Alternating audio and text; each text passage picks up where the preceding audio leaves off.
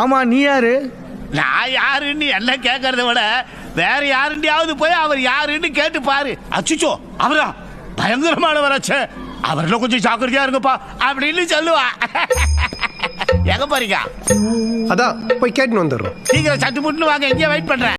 ஒரு பணம் சம்பாதிக்கும் போது பாவமாக இல்லாமல் புண்ணியமாகவும் இல்லாமல் நடுநிலையுடன் பாவத்தையும் சேர்க்காமல் புண்ணியத்தையும் சேர்க்காமல் பொருள் ஈட்டுவது என்ற ஞானம் இன்னைக்கு இருக்கக்கூடிய புக்கில் இல்ல. இருக்கா? இருக்குது தான் நினைக்கிறேன். பின்ன என்ன கொள்ளையடிச்சா சம்பாதிக்க சொல்கிறாங்க? ஒழுங்காக படித்து வேலைக்கு போய் சம்பாதிங்கன்னு தான் சொல்லித்தராங்க. இன்றைய கல்வி பாடங்கள் அதுதான் நமக்கு கற்றுக் கொடுக்குறாங்க. இதை விட்டுட்டு கொள்ளையடிச்சு சம்பாதிங்க, திருடி சம்பாதிங்க நான் சொல்லித்தராங்க. இல்லை இப்படி எதையும் புரியாமல் பேசிக்கிட்டு மூட நம்பிக்கைகளை பரப்பிக்கிட்டு தீட்சைக்கு 20,000 10,000 வாங்கி சம்பாதிங்க, ஊரை ஏமாத்துங்க நான் சொல்லித்தராங்க. நல்லா படித்து வேலைக்கு போய் சம்பாரித்து குடும்பத்தை காப்பாற்றுங்கன்னு தான் சொல்லித்தராங்க. தப்பாக எதுவும் சொல்லித்தரலையே. இருள் சேர் இரு வினையும் சேரா இறைவன் பொருள் சேர் புகழ் புரிந்தார் மாட்டு. இந்த திருக்குறள் எத்தனை பேத்துக்கு தெரியும்? கேள்விப்பட்டது கூட இல்லையா? இந்த ஒரு திருக்குறளுக்கு உங்களுக்கு உண்மையான விளக்க உரை தெரிஞ்சிருச்சுன்னா வாழ்க்கையில நீங்க அடைய வேண்டிய ஒண்ணுமே இல்லை. எல்லா ரகசியத்தையும் இதுல வச்சு லாக் பண்ணிட்டாரு திருவள்ளுவர். ஒன்றும் இல்லை, வழக்கம் போல் சொல்கிறது தான். நல்லது செஞ்சாலும் அந்த நல்வினைக்கு ஏற்ற அந்த நல்ல செயலுக்கு உண்டான பலனை அனுபவிக்கிறதுக்காக ஒரு பிறப்பு எடுக்கணும்னா, தீயது செஞ்சால் அந்த தீய காரியங்களுக்கு உண்டான அந்த செயலுக்கு உண்டான பலனை அனுபவிக்கிறதுக்காக ஒரு பிறப்பு எடுக்கணும் அப்படின்னு சொல்கிறாரு. சரி, இதுக்கு மகாவிஷ்ணு என்ன சொல்கிறாருன்னு பார்ப்போம். எப்படியோ வாழ்ந்து எப்படியோ செத்து போயிடலான்னு மட்டும் நினைக்காதீங்க. அடுத்த பிறவி கொடூரமாக இருக்கும். நான் எப்படி அடுத்த பிறவியை நம்புறது? அடுத்த பிறவியை நாம் எப்படி நம்புறது அப்படிங்கிறதுக்காக ஒரு விளக்கத்தை சொல்கிறாரு பாருங்க. இப்போ பல பேர் கை இல்லாமல் பிறக்கிறாங்க, கால் இல்லாமல் பிறக்கிறாங்க, கண் இல்லாமல் பிறக்கிறாங்க, வீடு இல்லாமல் பிறக்கிறாங்க, பல நோய்களோட பிறக்கிறாங்க. இறைவன் கருணையானவர்னா எல்லாத்தையும் ஒரே மாதிரி படைச்சிருக்கணுமே, ஏன் அப்படி படைக்கல? இந்த இடத்துல மகாவிஷ்ணு என்ன சொல்கிறார் அப்படின்னா, ஏன் இறைவன் நம்ம எல்லாரையும் சமமாக படைக்கல அப்படிங்கிறத கேட்குறாரு. இட்ஸ் மீன் இப்படி குறைபாடுகளோடு பிறக்கிறாங்க இல்லையா, அவங்கள மீன் பண்ணி கேட்குறாரு. ஏன் இப்படி குறைபாடுகளோடு சிலர் பிறக்கிறாங்க, ஏன் இறைவன் அவர்களை அப்படி படைச்சாரு அப்படிங்கிறத சொல்ல வராரு. ஏன் இப்படி குறைபாடுகளோடு சிலர் பிறக்கிறாங்க அப்படிங்கிறத கேள்வியாக கேட்குறாரு. அதுக்கு நாம் பதில் சொல்ல வேண்டியதில்லை, திருவள்ளுவரே பதில் சொல்லியிருக்கிறாரு. பார்ப்போம். திருக்குறள் பாடல் எண் 618 என்ன சொல்கிறாரு அப்படின்னா, பொறியின்மை யாருக்கும் பழி அன்று அறிவறிந்து ஆழ்வினை இன்மை பழி அப்படிங்கிறாரு. உடல் உறுப்புகள் செயலற்று இருப்பது குறையாகாது அப்படிங்கிறத இங்கே சொல்கிறாரு. பொறி அப்படிங்கிற சொல் அன்றைய காலங்களில் உடல் உறுப்பை குறிக்கக்கூடிய சொல்லாக பயன்படுத்தியிருக்காங்க. அறிவறிந்து ஆழ்வினை இன்மை பழி அப்படிங்கிறாரு. இப்படி இப்போ பிறக்கிறது தப்பில்ல, அறிய வேண்டியதை அறிந்து முயற்சி செய்யாமல் இருப்பதுதான் குறை அப்படிங்கிறாரு. அதாவது இப்படி குறைபாடோடு பிறக்கிறது தப்பில்லை, ஆனால் அப்படி பிறந்தாலும் தனக்கு உண்டான தனித்திறமை என்னன்னு கண்டறிஞ்சு அதன் வழி வாழ்க்கையில் முன்னேறணும் அப்படிங்கிறத தான் திருவள்ளுவர் சொல்லியிருக்கிறாரு. அப்படி தனக்கு உண்டான தனிப்பட்ட திறமையை கண்டறிந்து இன்று சொந்த உழைப்பால தமிழ் ஆசிரியராக பணியாற்றி வரும் சங்கர் இந்த விவாதத்தை தடுத்து தனக்கு உண்டான கேள்வியை தொடுக்கிறாரு. அவர் என்ன கேட்டாரு, அதுக்கு மகாவிஷ்ணு எந்த விதமாக பதில் சொன்னாரு அப்படிங்கிறத இங்க பார்க்கலாம். ஒருத்தன் கோடீஸ்வரனா இருக்கான், ஒருத்தன் ஏழையா இருக்கான், ஒருத்தன் இப்படி இருக்கான், ஒருத்தன் அப்படி இருக்கான், ஒருத்தன் கிரிமினலா இருக்கான், ஒருத்தன் நல்லவனா இருக்கான், ஒருத்தன் ஹீரோவா இருக்கான், ஒருத்தன் ஹீரோ மாதிரி இருக்கான். ஏன் இந்த மாற்றங்கள்? போன ஜென்மத்துக்கு ஏன் இந்த மாற்றங்கள்? அதே தான் நாங்களும் கேட்குறோம். ஏன் இத்தனை மாற்றங்கள்? இறைவன் ஒருத்தர் இருக்கிறாரு, சப்போஸ் அவரை நம்மளை படைச்சிருக்கிறாருன்னா அவருக்கு நாம் எல்லாருமே பொதுவானவங்க தானே, நம்ம எல்லாருமே அவருக்கு பிள்ளைகள் மாதிரி தானே. அப்படின்னா எதுக்கு நமக்குள்ள இத்தனை வேறுபாடோடு நம்மளை பிறக்க வைக்கிறாரு? அப்படின்னா இந்த கருத்திலிருந்தே நம்மளால் நல்லா புரிஞ்சிக்க முடியுது இறைவன் ஒருவர் இல்லை அப்படிங்கிறத. போன ஜென்மத்துல நீங்க என்ன செஞ்சீங்களோ அதை பொறுத்து உங்களுக்கு இந்த பிறவி கொடுக்கப்பட்டிருக்கிறது. இந்த பிறவியிலும் இதோ இந்த இடத்துல தான் ஆசிரியர் சங்கர் இந்த விவாதத்தை தடுத்து நிறுத்தி தன்னுடைய கண்டனத்தை இங்கு தெரிவிக்கிறார். நிறுத்துங்க, கண்டனம். எப்படி நீங்க இதை சொல்லலாம்? போன பிறவின்னு சொல்றீங்க, மறுஜன்மன் சொல்றீங்க, கர்மாவை பத்தி பேசுறீங்க, கடவுளை பத்தி பேசுறீங்க. இது என்ன மோட்டிவேஷனல் ஸ்பீச்சா இல்ல ஆன்மீக சொற்பொழிவா அப்படிங்கிறத தெளிவா தன்னுடைய கேள்வியை வைக்கிறாரு ஆசிரியர் சங்கர். அதுக்கு மகாவிஷ்ணு எந்த விதமா பதில் சொல்றாரு அப்படிங்கிறத பார்க்கலாம்.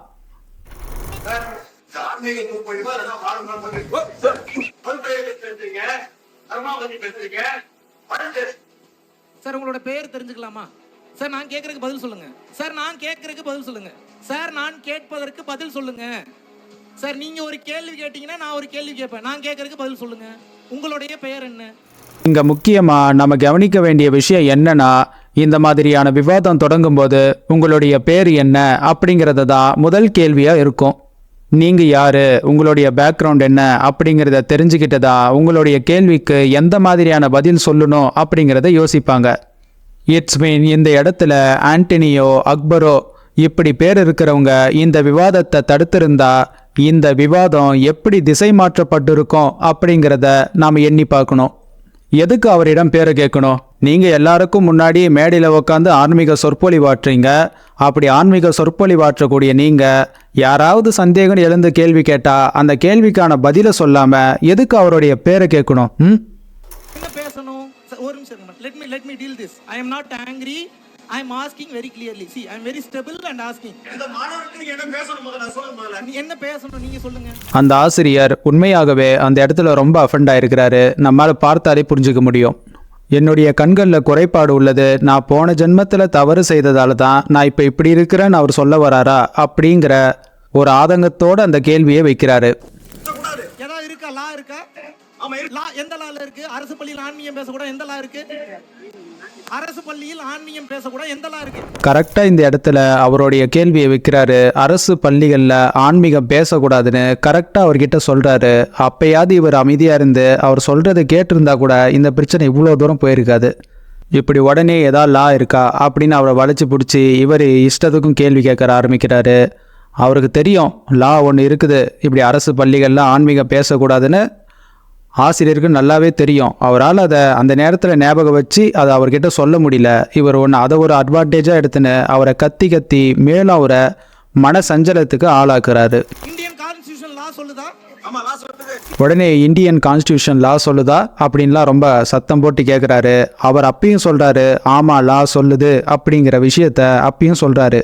சரி, உண்மையிலே இந்தியன் கான்ஸ்டிடியூஷன் லா அதை சொல்லுதா அப்படிங்கிறத இங்க பார்க்கலாம். Article 28 in constitution of India, no religious instruction shall be provided in any educational institution wholly maintained out of state funds அப்படின்னு சொல்லுது. இது போன்ற அரசு நிதி உதவி பெற்று இயங்கும் அரசு பள்ளிகளில் மதம் சார்ந்த கருத்துக்களை பேசக்கூடாது அப்படின்னு ஆர்டிகல் 28 படி இது சட்டப்படி குற்றமே. இந்த சட்டத்தின் அடிப்படையில் பார்க்கும்போது இங்க நடந்த விஷயம் லீகலாகவே ஒரு தப்பு தான். மேல நீங்க பெரிய அறிவு பெற்றவரா? உங்களுடைய முதன்மை கல்வி அலுவலருக்கு மேல நீங்க அறிவு பெற்றவரா? ஆல் ஆர் ஈக்குவல் தானே பேசிக்கிட்டு இருக்கேன். சட்டப்படி இது குற்றம்னு அவர் சொல்றாரு.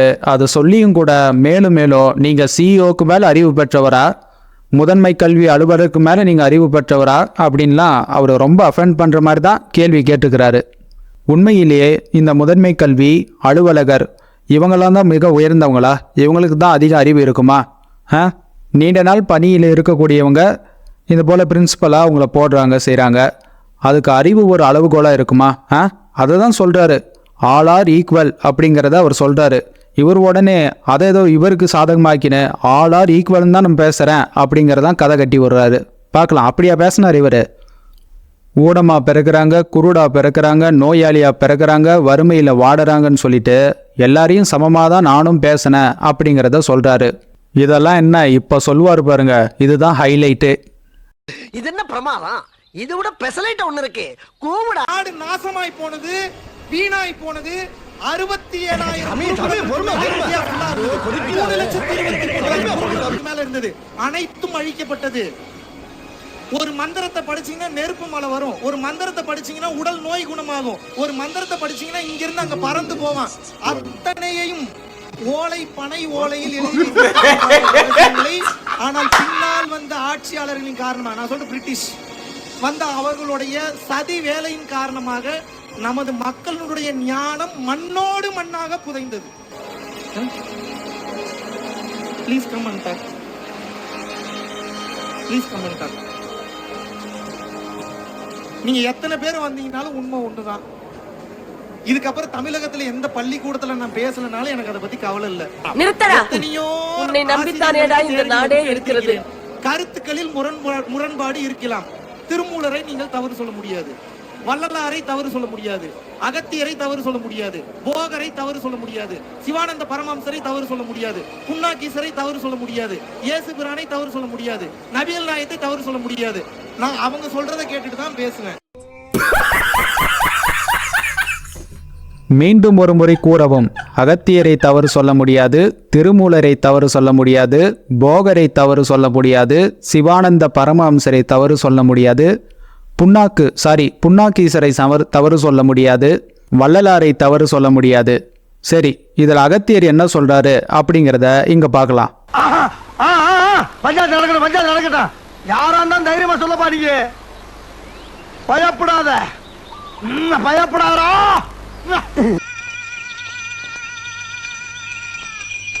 அப்பனே முருகா, செந்தூர் வாழ் செல்வ குமரா, வேலெடுத்து வீசி காட்டியவனே, தமிழனின் தனி தேவா, இளமையே எழிலே, அமுதமனும் தமிழ் மொழி அழியாது இருக்க இந்த சூனாப்பானாவின் வீரம் உலகமெல்லாம் பரவ அருள் புரிவாய் அப்பனே. தானென்ற ரிஷியோர்கள் வேதம் ஒத்த தருவான நாள் வேதம் சாதி ஏற, ஆனென்ற அதுக்கு முன் ஆண் பெண் 2, அகத்தீசர் பிரம்மனிஷ்டை அருளினார் பார், வேனென்ற அகத்தியருக்கு வீம்பு அதாக, வியாசனவர் ஈசரண்டை விரும்புவார் பார், வானென்ற சாத்திரங்கள் 6 அதாக, நளினம் என்ற புராணம் 18 அதாமே என்கிறார். இந்த பாடல்ல என்ன சொல்றாருன்னா, அகத்தியர் வியாசரை பத்தி ஈசன் அப்படின்னு சொல்லக்கூடிய ஒரு சித்தர்கிட்ட தன்னுடைய குற்றச்சாட்டை வைக்கிறாரு. பார்க்கலாம். ஐயா, இவர் மிகப்பெரிய தவறுகளை சொல்லியிருக்கிறார். 4 வேதங்களை நூலாக செய்து கொடுத்து அதன்படி சாதிகளையும் உருவாக்கி, மனிதர்களுக்குள்ளே சாதி பேதங்களை உருவாக்கி மனிதர்களை குழப்பத்திற்கு ஆளாக்கி விட்டார் அப்படின்னு சொல்றாரு. இதன் காரணமாகவே வர்க்க பேதங்கள் உருவாகி, பல இனபேதங்கள் உருவாகி, சமுதாயத்தில் வாழக்கூடிய மக்கள் ஒருவருக்கு ஒருவர் பகைமையுடன் ஒற்றுமையின்றி வாழ்ந்து கொண்டிருக்கின்றனர் அப்படின்னு தமிழ் முனிவராகிய அகத்தியர் குற்றச்சாட்டை வைக்கிறாரு. சுட்டு சாண பிடிச்ச கத்தி மாதிரி கூரா இருக்கி, எந்த சாதிராணி? இப்படிப்பட்ட தகாத காரியத்தை இந்த வியாசர் செய்துவிட்டார். ஈசனாகிய தாங்கள் சொல்லிக் கொடுத்தபடியாக தமிழ் முனிவனாகிய நான் அகத்தியர், நான் அறிந்து கொண்ட 2 சாதிகள்தான், ஒன்று ஆண் சாதி, மற்றொன்று பெண் சாதி.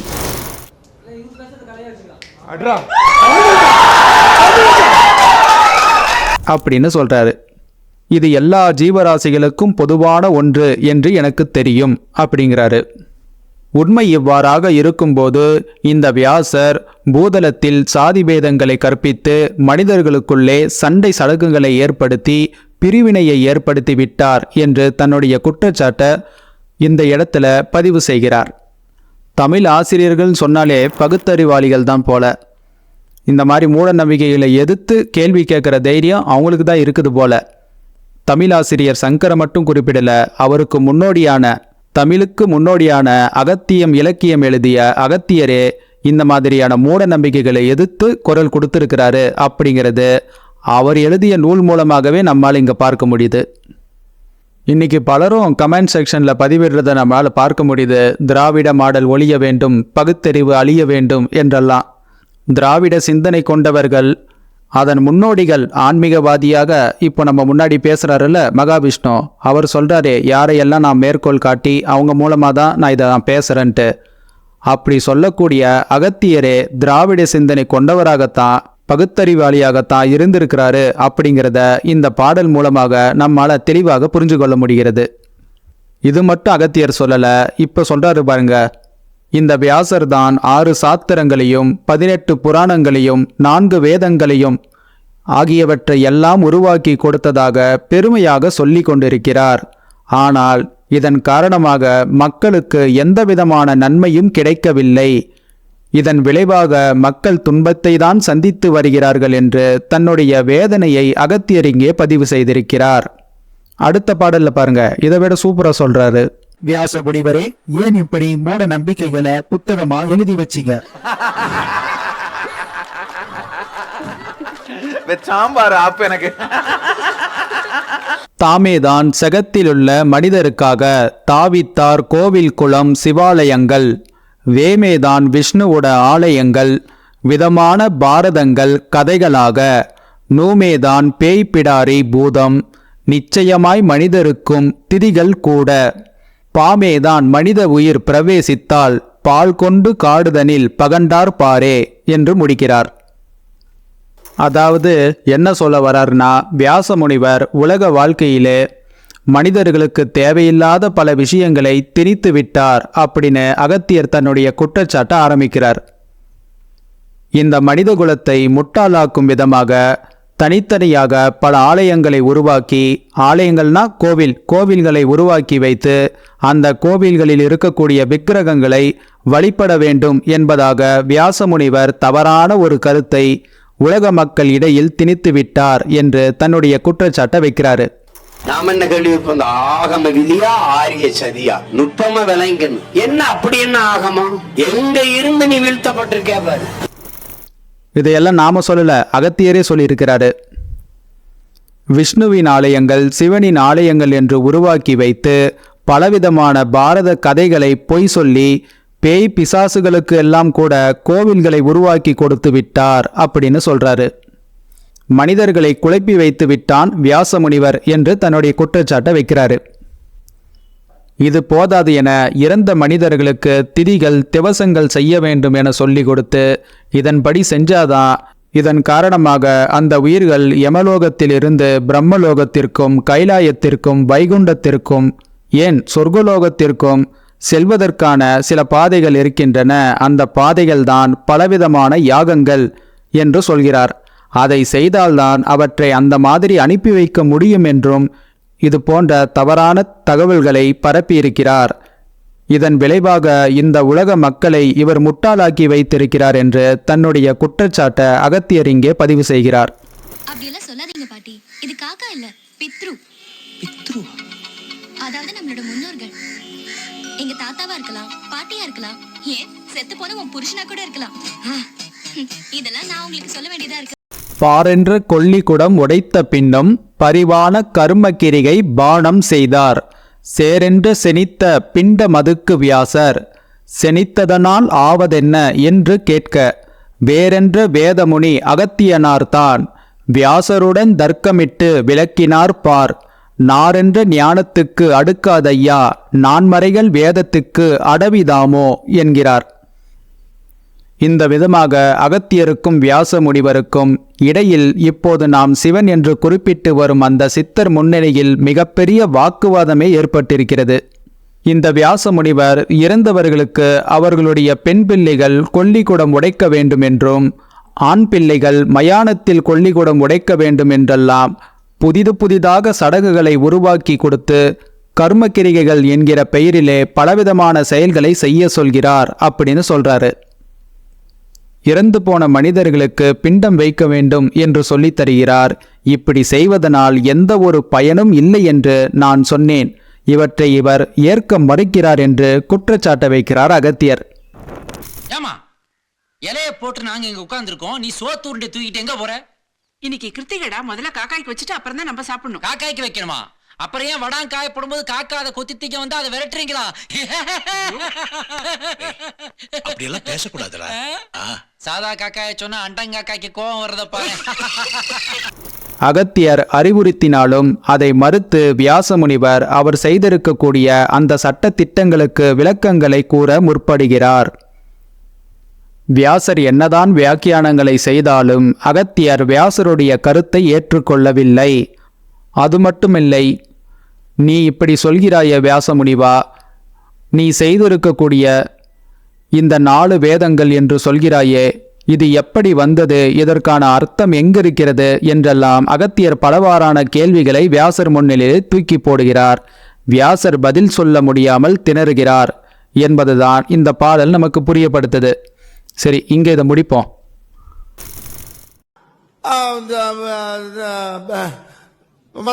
இப்ப நான் என்ன உங்கள்கிட்ட சொல்றது, ஏண்டா இப்படி மூட நம்பிக்கைகளுக்கு எதிராக நீங்க குரல் கொடுத்துட்டு இருக்கீங்க அப்படின்னு கேட்டா, மூட நம்பிக்கைகளை நாம பரப்பல. அவர் சொல்றாரு இல்லையா, அகத்தியர், புன்னாக்கீசர், திருமூலர் அப்படின்லாம் அவங்களே இந்த மூட நம்பிக்கைகளுக்கு எதிராக தான் குரல் கொடுத்துருக்குறாங்க அப்படிங்கிறத நம்ம தெரிஞ்சுக்கணும் அப்படிங்கிறதுக்காக தான் இந்த பதிவு. இந்த குருட்டு பக்தி இருக்குதுல்ல, இது நம்முடைய பகுத்தறிவு பார்வையை மறைச்சிடும். பகுத்தறிவு என்கிற வார்த்தையை நான் இங்கே சொல்லியதாலேயே நான் அந்த கட்சி இந்த கட்சின்னு சொல்லிட்டு போறீங்க. வார்த்தை ஒன்றுதான், அறிவு என்பது முக்கியமாக பார்க்கப்படுற விஷயம். ஆன்மீகம் இருக்கட்டும், அதன் கூடயே அறிவியலும் கொஞ்சம் அதிகமாக தெரிஞ்சு வச்சுக்குவோம். இப்படி அறிவியலை சொல்லியதாலேயே நீ பகுத்தறிவாளி, நீ இந்த கட்சியை சேர்ந்தவன், ஆன்மீகத்திற்கு எதிராக பேசுபவன் அப்படின்லாம் பதிவு செய்ய வேணாம். பகுத்தறிவு யாருக்கு இல்லை அப்படிங்கிறத நாம் இந்த பதிவின் இறுதியில் ஒரு 4 நிமிஷத்தில் பார்த்து தெரிஞ்சிருப்போம். இந்த 4 நிமிஷம் உங்ககிட்ட தூய தமிழில் பேசி உங்களுக்கு அறுப்பு போட்டதுக்கு என்னை மன்னிச்சிடுங்க. இந்த பதிவை இத்தோடு முடிச்சுக்கலாம். ஏண்டா இந்த பதிவை இப்போ போகிற, நடந்து முடிஞ்சு கூட 13 நாள் ஆயிடுச்சு அப்படின்னு நீங்கள் கேட்கலாம். எனக்கு இப்போ தான் தோணுச்சு, அதனால தான் இப்போ தான் பண்ணுறேன். கடைசியாக ஒன்றை தெரிவித்து கொள்ள விளைகிறேன். கமெண்ட் செக்ஷனில் பார்க்கும்போது முதல்ல நம்முடைய ஔவையார் மீது தான் கேஸு போடணும் அப்படின்னு ஒருத்தர் கமெண்ட் செய்திருந்தார். ஔவையாராவது அரிது அரிது மானிடராய் பிறத்தல் அரிது, அதிலும் அரிது கூன் குருடு செவிடு பேடு நீங்கி பிறத்தல் அரிது அப்படின்னு தான் சொல்லியிருந்தார். ஆனால் இங்கே ஒருத்தர் அதை எப்படி சொல்கிறாருன்னு பாருங்க. அரிதரிது மானிடராய் பிறத்தல் அரிது, அதுல பிராமணனா பிறந்திருக்கிறது வந்து மிக மிக அரிது.